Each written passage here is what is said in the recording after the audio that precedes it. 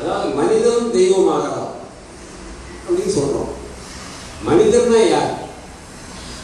ஈவு இரக்கம் தயவு இல்லாத இப்போ ஒரு புலி இருக்கிறது, ஒரு பொருளை ஒரு மானை அடித்து சாப்பிடுகிறது என்றால் அதற்கு 6ஆம் அறிவு என்பது இல்லை. ஆனால் நமக்கு இருக்கு. இது சரி இது தவறு என்று சொல்லுகிற குணம் நமக்கு இருக்கிறது.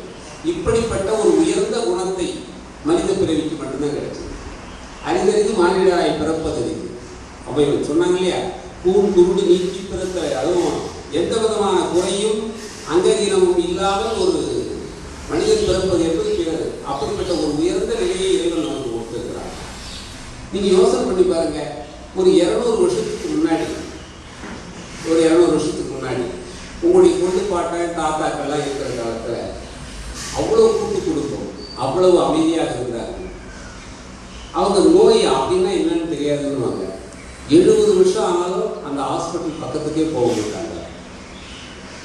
அதன் பின்னால் வந்தவர்கள் குடும்பத்தில் 10 பேர் இருக்கிறார்கள் என்றால் யாரோ ஒருவர் மருத்துவமனைக்கு செல்வாங்க.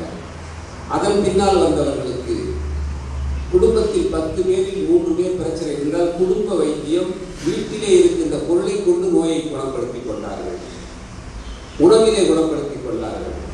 ஆனால் இன்றைக்கு நம்முடைய நிலைமை என்ன? கருவுற்று இருக்கிற பெண் கருவுற்ற நாளில் இருந்து கடைசி நாள் வரைக்கும் ஹாஸ்பிட்டல் வந்துருங்க, செக்கிங் இருக்குது, செக் பண்ணிங்க, எல்லாம் பார்த்துக்கணும், ஊசி போட்டுக்கணும், உங்களுக்கு இனிப்பு நீர் இருக்குதா, ஹார்ட் அட்டாக் வருதா, கேஸ்ட்ரிக் அல்சர் இருக்குதா, மைக்ரேன் வருதா, எல்லாம் பார்க்கணும், இன்ஃபெக்ஷன் ஆகுதான்னு பார்க்கணும். சாப்பிட்ற மருந்து தான். அதுக்கு முன்னெல்லாம் என்ன சட்டம் போட்டாங்க, கருவுற்று இருக்கிற பெண்ணுக்கு எந்த மருந்தும் கொடுக்கக்கூடாது அப்படின்னு மாடர்ன் மெடிசனில் போட்டாங்க. ஆனால் இன்றைய நிலைமை என்ன?